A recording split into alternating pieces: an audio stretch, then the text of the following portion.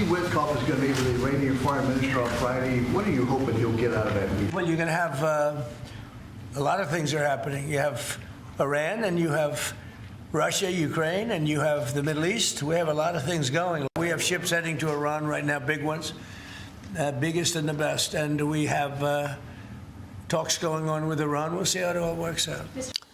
President Trump confirming Special Envoy Steve Witkoff will meet with Iran's foreign minister on Friday to begin new talks on a new nuclear deal. Both sides reportedly hopeful on coming to an agreement and avoiding any kind of military action. Still, though, the president sending a, quote, armada of military assets to the Middle East, now in striking distance to Iran. New satellite imagery reveals some activity at multiple Iranian nuclear facilities, which were destroyed by the United States and Israel last year, we thought. Nuclear sites seen covered by roofs as Iranian officials assess the damage. Joining me now is Fox News senior strategic analyst and Institute for the Study of War chairman, General Jack Keane. General, always a pleasure. Welcome back. Yeah, delighted to be here, Maria. So what is your assessment of this armada now in striking distance of Iran? Yeah, well, first of all, it is significant. And I think what's happening here certainly is President Trump has an historic opportunity here that none of the other 7 presidents who have dealt with Iran have had. And it's largely due to his own making, frankly. In the first administration, he killed the iconic figure Qasem Soleimani and absolutely rocked the regime in doing that.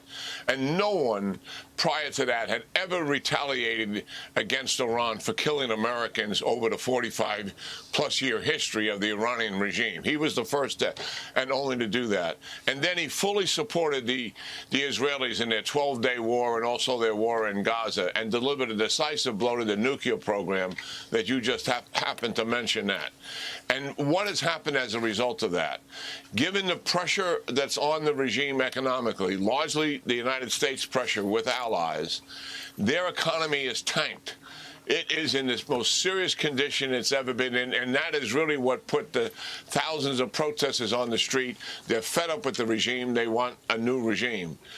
But also, they're weak politically and weak militarily. Politically, when the 12-day war was going on, Russia and China did not come to their assistance. Hamas could not assist them. And Hezbollah, who was organized, 160,000 rockets and missiles, 60,000 to 70,000 troops, organized for the first and foremost reason of defending Iran, never fired a shot to defend them. Their will was broken, is what the Israeli senior generals told me.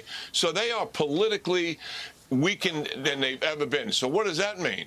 That we're on the cusp of using a military operation to be able to finish this regime once and for all, to put it on a path where it's going to collapse. And what you're seeing here is a force being built to, one, be able to defend when Iran conducts a retaliation attack against U.S. bases and also against Israel, but two, to have the offensive punch to really conduct not a strike, but a campaign against Iran, which would likely last not for a couple of days, but actually longer than that.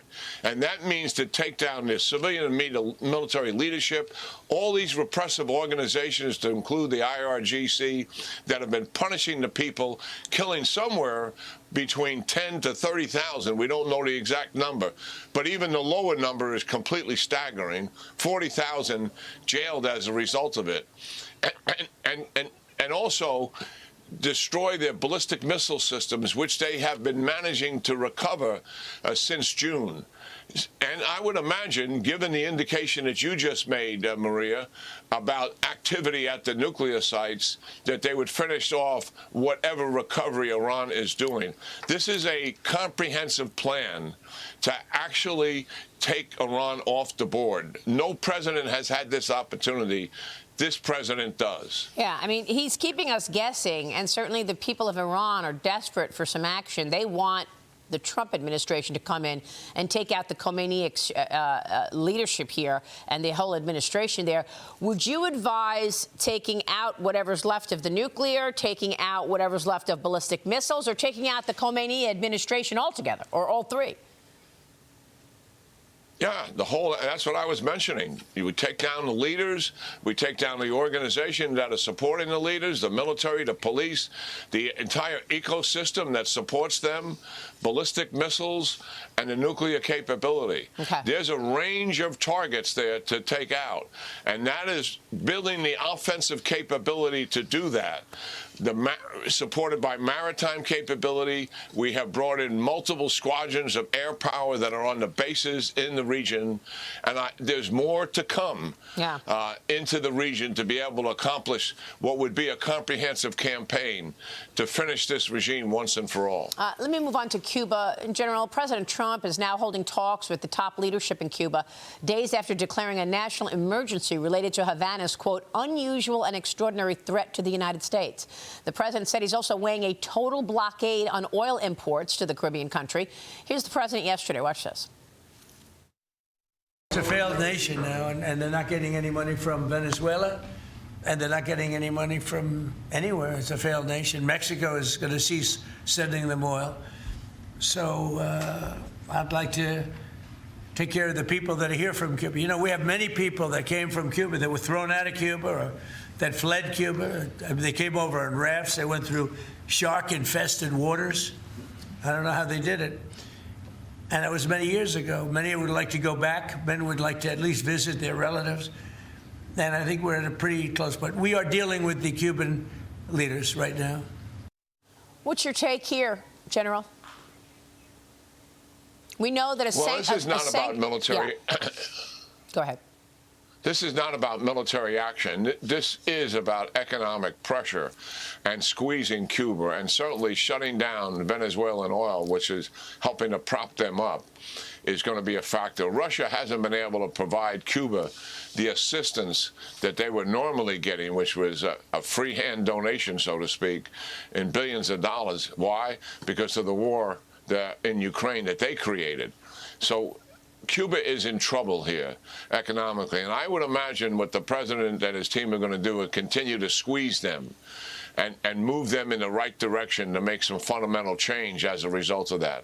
Listen, the Cuban people in the United States, and certainly the Cuban people themselves, I mean, this is 66 years here of this. I mean, this is really outrageous, the amount of time that they've been under this communist dictatorship. And look what has happened to them. Yeah. I mean, they're in abject poverty there. There's no quality of life experience whatsoever, no substantive trade whatsoever, no opportunities for investment whatsoever. It's pitiful what this communist regime has done to the people of Cuba. And the promises, when they overthrew a dictator, the promises were so high, the expectations were so high in terms of a fundamental change of life. Yeah. And all of that was a bold-faced lie. And that's what's so tragic here. Yeah, good lessons. I think the president's team is moving in the right direction here. All right. Pressure this regime. Maximum pressure. Yep. General, it's great to talk with you as always. Thanks so much, sir. Yeah, great talking to you, Maria. Thank you. General Jack Keane.